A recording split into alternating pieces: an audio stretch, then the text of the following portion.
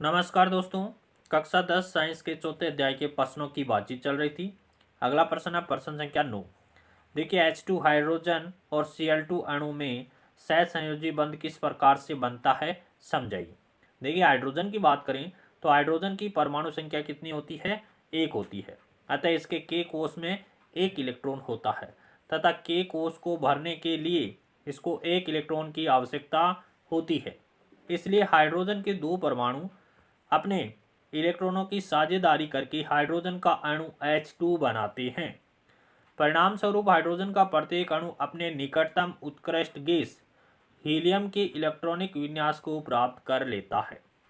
Electron के सहभागी युग्म में हाइड्रोजन के दो परमाणु के बीच एक आबंध होता है। उस आबंध को क्या कहते हैं, सहसंयोजी बंध कहते हैं। देखिए ये हाइड्रोजन है और हाइड्रोजन के बाह्यतम कोष में 1 इलेक्ट्रॉन होता है जिसको क्रॉस के निशान से दर्शाया है। दूसरा हाइड्रोजन ये है, इसके भी बाह्यतम कोष में 1 इलेक्ट्रॉन है जिसको क्रॉस के निशान से दर्शाया गया है। जब दोनों के मध्य बंध बनता है तो इस इलेक्ट्रॉन की साझेदारी होती है। ये हाइड्रोजन इस हाइड्रोजन से इलेक्ट्रॉन लेता है और ये अपना इलेक्ट्रॉन इसको देता है।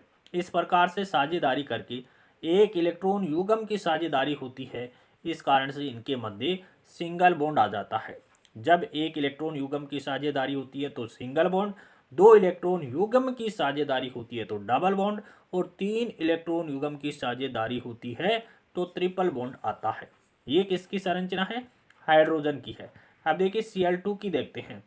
Cl2 हाइड्रोजन की तरह Cl2 में भी एकल बंध होता है क्योंकि क्लोरीन का परमाणु क्रमांक कितना होता है, 17 होता है। क्लोरीन का परमाणु क्रमांक कितना होता है, 17 होता है। और इलेक्ट्रॉनिक विन्यास की बात करें तो 287 होता है, 287 होता है। इसके बाह्यतम कोष में 7 इलेक्ट्रॉन होते हैं। किसके, क्लोरीन के बाह्यतम कोष में 7 इलेक्ट्रॉन होते हैं।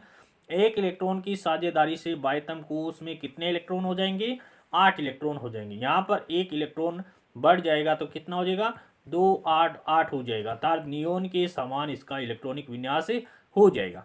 देखिए क्लोरीन के बाह्यतम कोष में 7 इलेक्ट्रॉन होते हैं जिनको क्रॉस के द्वारा दर्शा दिया गया है।